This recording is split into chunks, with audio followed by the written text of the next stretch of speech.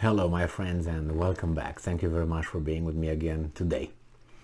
Well, it seems like it's not only I who is impatient regarding the Ukrainian counteroffensive, but other individuals are and other people that are very, very important people.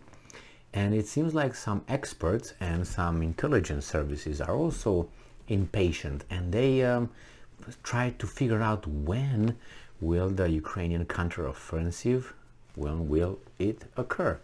And as I said before, probably in December, by the time that war will be all over. Or probably the Russians will have an offensive. These guys will say, oh, this is a counteroffensive, and they will say, we were overwhelmed a little bit. But it's okay, it's okay. Danilov will tell us, Secretary of the National Security of Defense Council of Ukraine will tell us when the counteroffensive will take place. All right? It's going to tell us in a very, very precise way and very arrogant way, because he can, right? Because he comes from Ukraine, and Ukraine is very important. So this article comes from Ukrainska Pravda from August 6th, 2022. Danilov on the counteroffensive of Ukraine's armed forces. And I'm quoting, "Let's be patient. Don't believe the armchair experts." Ooh, so he has something with the experts as I do. We must be brothers.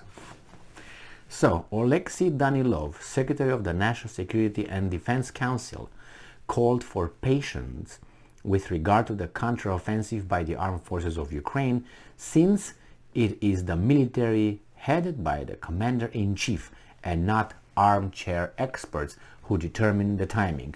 There you go, Danilov. You told all those guys who support you and give you the money. It's okay, you tell them. Yes, yes. Danilov said this in an interview with a Kiev TV station. I think he's in trouble now, because his handlers will be like, "Danilov, what are you talking about?" "Oh, my bad." It was a Freudian slip of the tongue. So, quote, let's be calm. This is Danilov talking. Okay, let's be calm about these things, about when this counteroffensive will take place. The military know what they are doing.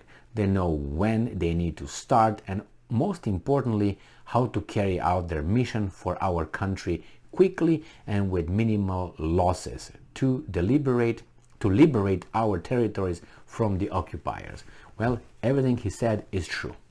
The only people that would know that would be the guys who make the plans, which are not in Ukraine, then the military who's going to follow those plans made by those guys, and that's about it. So, according to Danilov, the so-called armchair experts do not have information about the real situation. All right, I am not going to say anything against that one. At the same time, Danilov stressed that Kiev, Chernihiv, and Sumy Oblast have already been liberated from the occupiers. Did you know that? I didn't know that. All right, so Kiev, Chernihiv, and Sumy Oblast have already been liberated from the occupiers. The Kiev is the one that the Russians just came from Belarus like this, and then they went back. Is that how it was liberated? Okay, well, I know that one then. He emphasized that one, and I'm quoting, one must be patient and see all this with one's own eyes. Okay, well, I'm patient. I'll be patient until December, when your handlers will tell you, cut the crap, done. Previously, in late July, analyst at the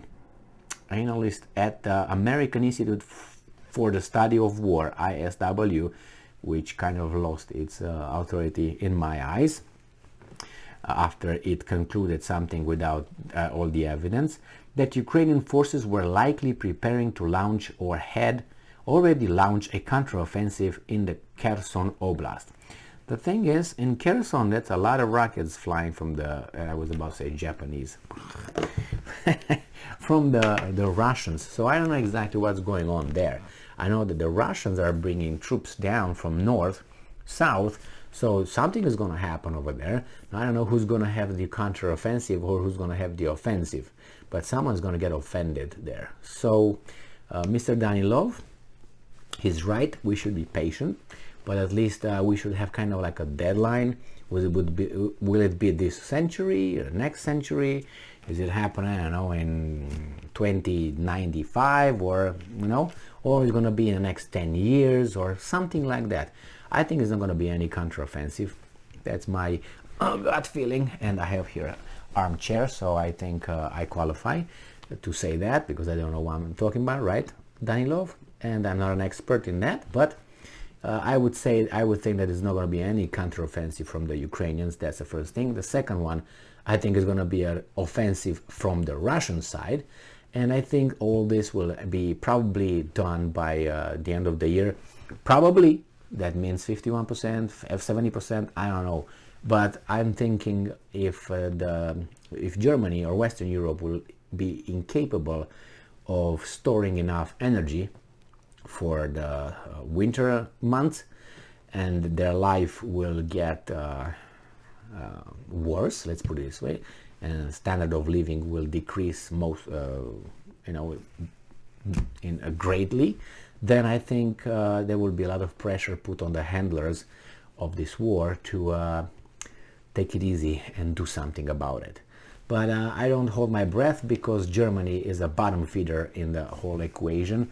So they don't care really about the population over there. You saw Zelensky's how he didn't care about the turbine to be fixed by Canada and given back the Russians so they can supposedly start the flow of gas to Germany.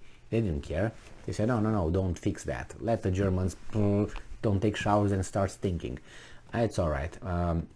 So even if Germany will have problems with the United States, doesn't really care, because they're not allies. There's competition. Their economy is going to be whoop, and then the other ones will celebrate and come and help them with a Marshall Plan number 2. And with number 2, poo-poo, they will help Germany reignite their economy with their investments. So that means they will take over their economy, like they are with liquefied natural gas at this moment. And they made the Russians get out from Europe, and now they are coming and helping. They are the Superman coming and helping the poor Europeans that were to do what they did with the sanctions. So that's the way it works. So I'm assuming that the Germans could be stinky, could not have showers, the economy go down, inflation and strikes. The United States will be like, oh, we're gonna go fishing today and some golfing, and give me the whiskey and the bourbon and cigar from Cuba. Ooh, it's sanctioned? Not for us.